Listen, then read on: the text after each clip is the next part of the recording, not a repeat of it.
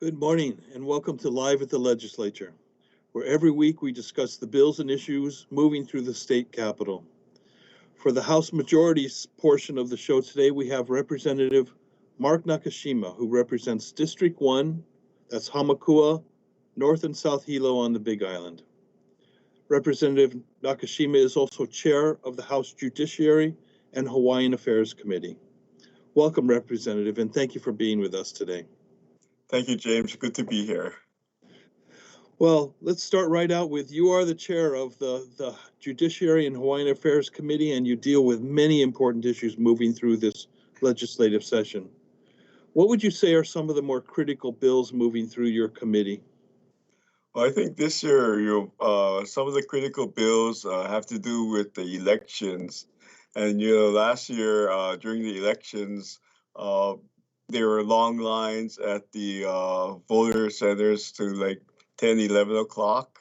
And so we took up a number of bills that sought to correct that, expand the number of voting centers that were available, and put some other details into things like electioneering at the end of the line, which might be a mile away, or things like that. And so also we're looking at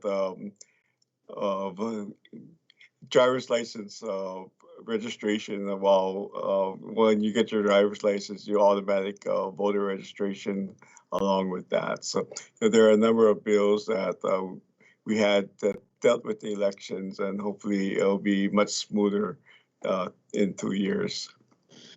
Yeah, nothing's more important to a democracy than a good election. Yep. Well, another subject is our COVID situation, and Hawaii's Safe Travels program has been credited with helping keep the COVID-19 infection rates in Hawaii one of the lowest in the countries. One bill relating to safe travels, House Bill 1286, was amended and recently passed in your committee. Can you tell us why this bill is important and what would it do? The Safe Travels bill being proposed by the House really looks at trying to unify the rules coming into the state of Hawaii. Right now, every county has a different rule, and so it makes traveling inter-island a little precarious, but then it makes travel from the mainland almost impossible to know what's required and who's on first. Okay. So one of the things we're looking at is trying to be able to unify that, to require that either you have a test prior to arriving in the islands, or if you do get to the islands without a test, that you are required to have a test done, and you then quarantine for 3 days until the results are in. And so that will kind of unify the way that people and the travelers are treated when going from island to island. I see. So it would make it easier to understand for both tourists and residents what the rules are and how they can travel to and from Hawaii. Yes, it would. You last thing you want to do is make it to Hawaii and then end up 14 days in quarantine. And so this provides you a way out of the quarantine, and makes that unified throughout the state. While keeping us safe at the same time. That sounds good to me. Yes, definitely. Well, in your district, what are some of the important issues for residents of your district? I've heard about this Waiakea Peninsula redevelopment bill, House Bill 467. Is that an important one for your district? Yeah, Waiakea Peninsula is the Banyan Drive area in Hilo. And so it had been the resort area. It had been the area where all of the hotels were. And now there's 2 viable hotels in the area. However, the area has really suffered from aging and infrastructure needs. And so one of the things that we've been looking at is how to revitalize the area, do some beautification projects, improve the sewage and water situation down there, as well as the roads. And all of those things are necessary to restore the Banyan Drive to being the visitor location for Hilo. I see. So that's been kind of neglected over the years. Is that what has happened? Yeah, it's been neglected. I think the state is not necessarily a good landlord in terms of dealing with these commercial properties. And so one of the things that the legislators from the east side have been really working on is how to restore Banyan Drive to its former self. I see. Well, this is a tight budget year, and things that cost money can be limited in a year like this. What do you hope lawmakers will accomplish this session to secure public health and budget stability? Oh, one of the things that our finance committee, finance chair has been doing is looking at all of the special funds throughout the state and seeing which of those might be reallocated to operational costs in the state, and also to avoid any unnecessary furloughs, which would just extend out the economic woes of the state into the future. And so I've been working with the finance chair to look at various special funds within the jurisdiction of my committee to make recommendations to her on what might be, where the legislature might look for some additional resources to put into the operation budget. Yeah, that's a tough thing to work out, I know. Finally, we only have 30, 40 seconds left. The Capitol is still closed this session, and all of the testimony is via Zoom. How is that working out in your committee? Are people able to testify from the neighbor islands? Yes, there's been clamoring from the neighbor islands for years that they wanted to have access like this, and now that it's here, it's kind of surprising how little neighbor island participation we actually have. People are still sending in written testimonies as they've always done. However, the number of people that actually show up for the hearing to say their piece has been relatively low. Well, let's hope they learn it as we go along. Thank you, Representative Nakashima, for joining us here today on Live at the Legislature. Mahalo.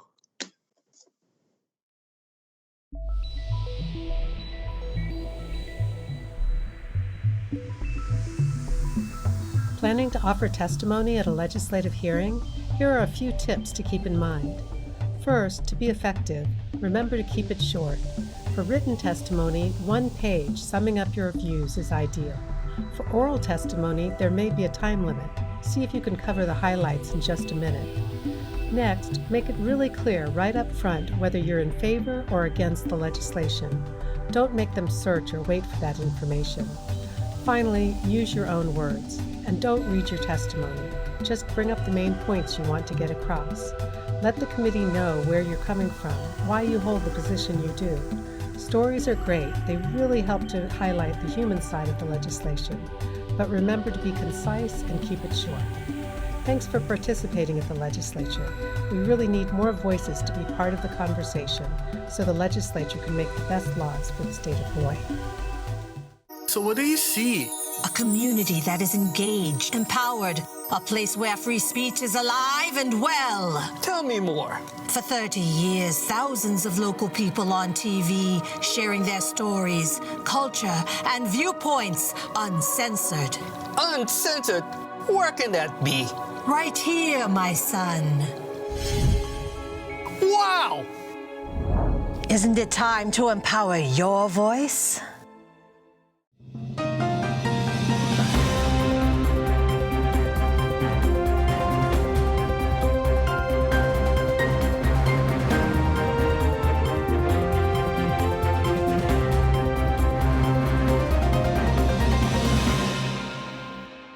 Aloha, and welcome back to the Senate segment of Live at the Legislature. My name is Jacob Aki, and today I'm joined by our newest Senate member, Senator Laura Acasio. Senator Acasio represents Senate District 1, which includes the larger Hilo area. Senator, thank you for joining us this morning. Thank you. Thank you very Senator, much. you were appointed one day before the legislative session began in mid-January. Can you talk about what that experience was like? Yeah, that was amazing. I have to say that it was a bit of a whirlwind, but nothing we can't handle.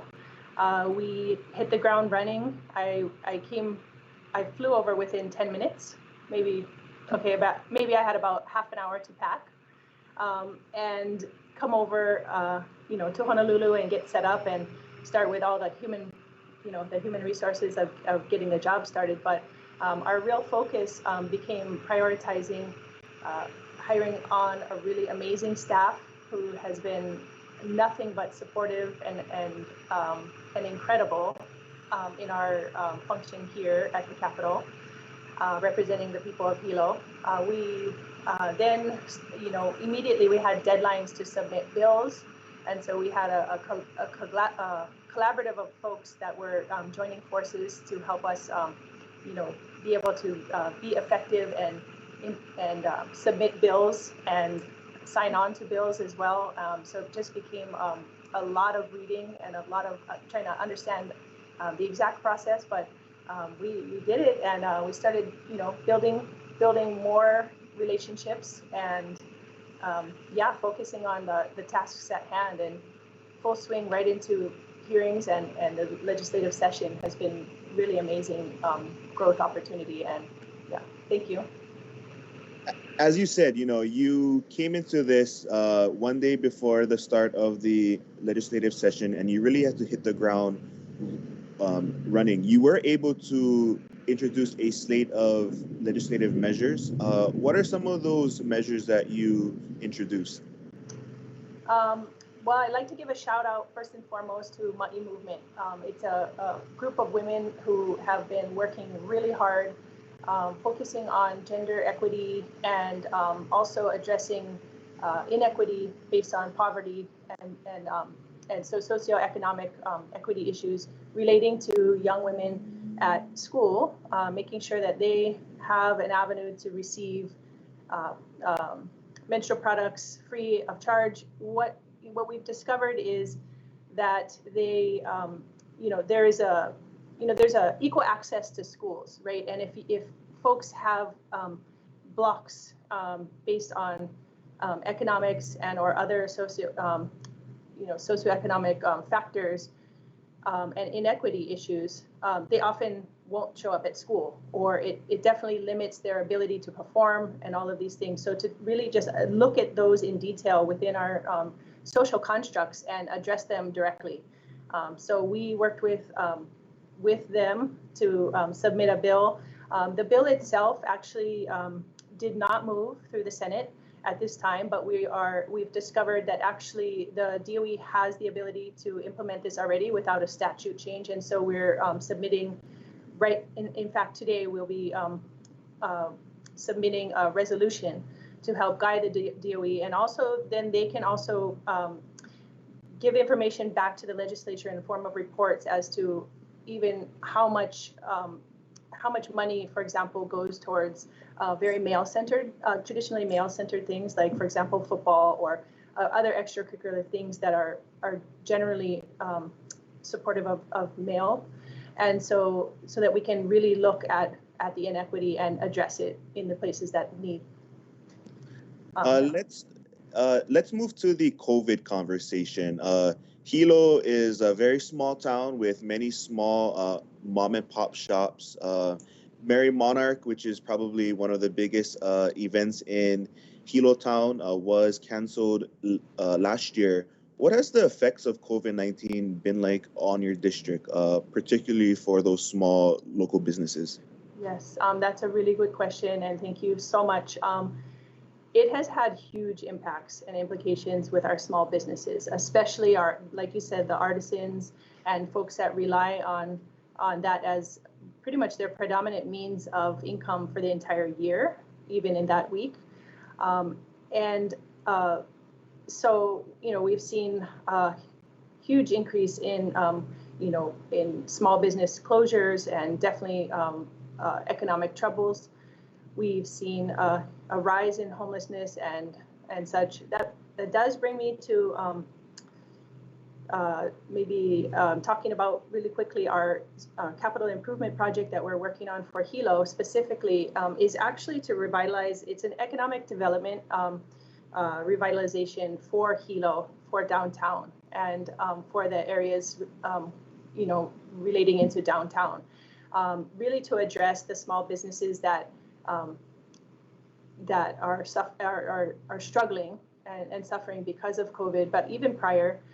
And so the CIP will be directly to purchase lands and renovate them in order to apply a really collaborative project with different groups like Hope Services and Going Home Hawaii and the county, and for a supportive housing waste to wealth model.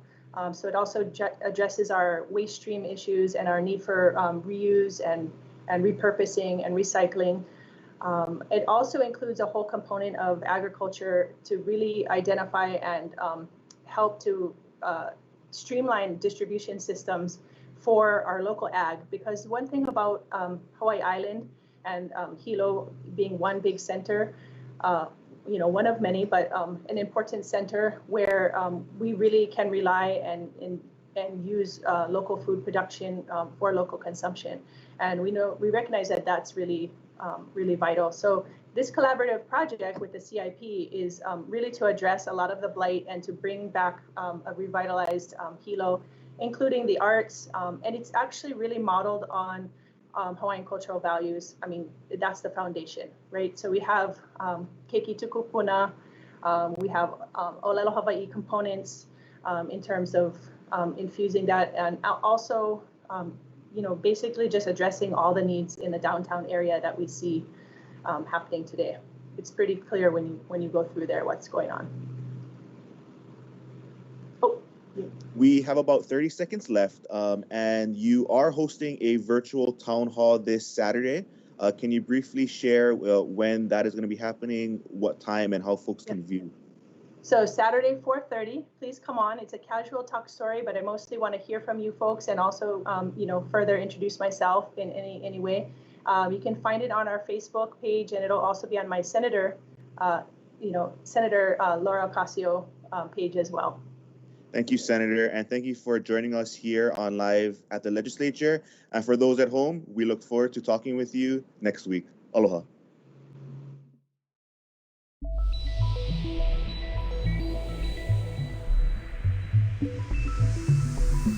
To bring you into the Capitol this session, all the hearings and briefings are being live streamed on YouTube. You can watch them in real time or catch up on them later when it works for you. Find the House and Senate YouTube links on the new Live and Demand video page. Just go to the legislature's website and click on the Live and On Demand video button and see for yourself. Need help keeping up with what's happening at the Capitol? Contact the Public Access Room for more tips. It's very important to have Melea'e here. The experience of local artists that are going to be the future of our music here in Hawaii. There's a huge music scene that is pretty underground. This is a great platform to get seen. All genres that exist are out here, and there's people that love it and that are making it. That gives us as young and even older musicians an opportunity to share our music that we never ever had before.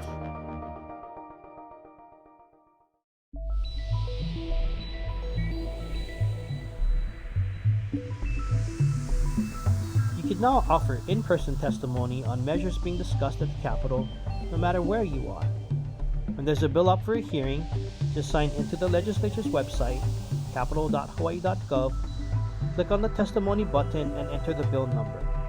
After you indicate your position on the bill and upload any written testimony you want to submit, just click the box that lets them know you'd like to testify remotely. You'll be provided with instructions on where to go from there. You'll be able to zoom into the proceedings and speak to the committee at the appropriate time.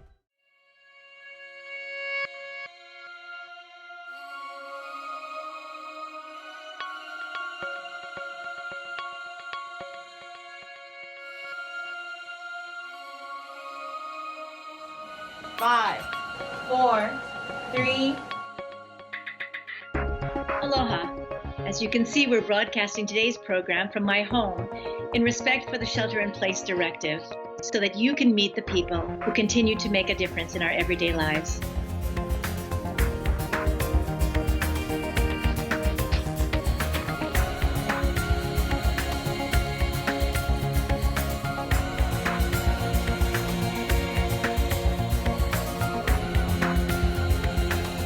And the winner is... And the winner is... And the winner is...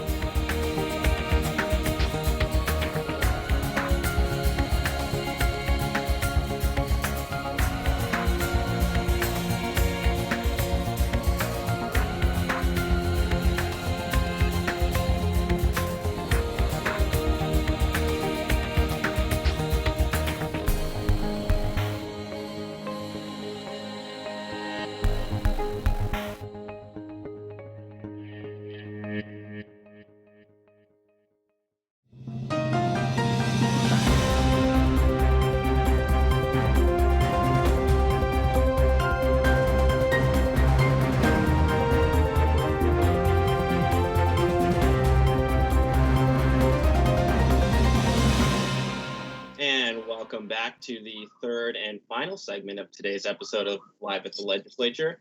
I'm Kealoha Lindsay with the House Minority, and joining us again is Representative Bob McDermott. He represents Ewa Beach in House District 40 and serves as a member of the Committee on Finance. Rep. McDermott, how are you this morning? Hey, Kyle, I'm doing great. It's good to join you, as always. It's good to have you back. Can you believe it's March already? Time is flying by. No, I can't, actually. So I'll start off. We got a little bit of sad news yesterday, hearing that after almost 170 years, Love's Bakery is shutting down its doors. It's closing its 6 locations across the 4 counties. Just what was your reaction to that? I think they're going to be laying off 231 employees. Yeah, that's really sad. I don't know the extent of their debt or the extent of their financial troubles. But it would seem to me that we as a state and the governor could fix this, somehow provide them some sort of relief, working with their attorneys and maybe go to bankruptcy court in order to keep them afloat, because you're talking about the jobs of 240 people and they are going to be out of work, livelihoods. And you think about them, they permeate our life. Every store has Love's bread in it. And this is just really troubling and sad. And Kyle, we have to think about all the people that depend on them. So they bring their flour mill in from the mainland. So you have ocean transport affected. They take it to a place called HFM, Hawaii Flour Mill, right? And they would prepare it, and then they would take it to Love's, and Love's would make bread out of the flour. And so you have all the truck drivers who transport that raw product into what becomes a finished product. And it goes on and on for the packing materials and everything else, all these ancillary jobs, not just the jobs that are directly at Love's, but the jobs that support them and delivery drivers and on and on. So it's really sad. If I was the governor, I would do everything I could to keep them afloat. They're the only bread maker we have of note, if you will, certainly the largest. And we've seen with the pandemic, Kyle, the fragility of our food supply chain. So food security, I was never a big believer in that kind of buzzword, but it's real. Because when you go to Sam's and you can only buy 1 tray of chicken, we got a problem. When you're limited on things, we got a problem. And I see that directly because I have such a large family. Yeah, absolutely. That was leading into my next question. Is there have been a few bills about food security. The last segment mentioned sort of like local agricultural production on Hawaii Island. So what are some of the developments, or what are some of the bills that you've heard on the House floor and have supported? That's a good question. So speaking broadly, there are bills that require state agencies to purchase local produce, purchase local products if they can. I think that's a great idea. I'd rather keep the money here in town and pay a little bit more than buy something from Iowa and the money goes out the door to Iowa, right? So that's good. We're encouraging the Department of Education to buy more local products, lettuce, carrots, anything that's grown locally, buy it here first, because that keeps a base of business, particularly from the Department of Education, for the local farmers. What we don't have is, we have one ranch, I think, on the Big Island, but we need ranches, we need piggeries, we need chicken farms. Those are all things we need to produce our own beef and pork and things of that nature here. We don't have that. I don't even know if we have any dairies anymore. I think we don't have any dairies. At one time, we had a multitude of dairies that produced our own milk. Now we don't. I understand it's cheaper to bring it in from the mainland in the short term, but in the long term, you're losing that land to development. And so we can use it for agriculture, and you might pay a few dollars more. And I say dollars, probably cents more on the dollar, but it's worth it in the long run, because you keep local people employed and you keep Hawaii green to an extent. Right. And another issue that you spoken about is the Agribusiness Development Corporation. And sort of, what's your opinion on, I guess, their role so far? And I guess, are they fulfilling the vision that, it was supposed to? So the answer is no. In the last, I think, 10 years, they've spent over $70 million in purchasing agricultural land at top dollar from Dole, right? So they bought it and they're land banking it. That's not their mission, but that's what they've been doing. And they bought an old warehouse, I want to say Tamura's warehouse up in Wahiwa for several $1 million. And they're just incompetent. And the auditor's report was so sad, it was comical. They asked the director, "Where's your strategic plan?" And he said, "I don't have it written down. I have it all up here." That's not the answer you give, especially when you're paid $180,000 a year. Right. Yeah. So they don't know what they're doing. That organization is rife with politics. Rife. I mean, it's the dirty secret is we all know who runs it down here. I mean, it's I'm not going to say, but everybody knows who's in charge of the ADC, and it's not James Nakadani. So they've got they're a resource, and if they had the right guy there and the right team, they could implement a governor's vision on how to do things. And if that's increased food production by 20%, local food production, okay, we can do that. That's an attainable goal.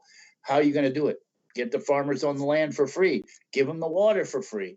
Do whatever you have to do, provided they hit certain benchmarks of achievement, and get them on the land so they can make some money and grow local products.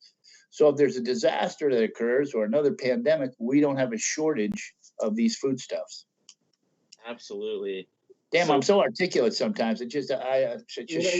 Can't control it. You just have good days, I know. You're probably in awe watching me. I'm so impressed. So we got about a minute left. I wanted to sneak in a question from one of your colleagues who asked to remain anonymous. We're in the Lenten season, and you're a devout Catholic. And for those at home who don't know, is you give up meat on Fridays, right? Or that's sort of the tradition. Yes. And this question is, what is your beef with butterfish? Oh, butterfish. Why won't you eat it? Why? It's not a very meaty fish for me. It's a little too oily. I'd rather have a nice piece of ahi, or my favorite is wahoo, which is like the Samoan tuna, right? If you've ever had wahoo in a can, it's awesome. But the fresh wahoo they make at Nico's is also very good. Excellent. Good to know. Good. And with that, we are out of time. Brett McDermott, stellar performance. Thank you. Thanks again to our friends at Olelo, and thanks for the viewers for sticking around with us. We will see you next week here on Live at the Legislature. Thanks, Kyle. Thank you, Olelo guys.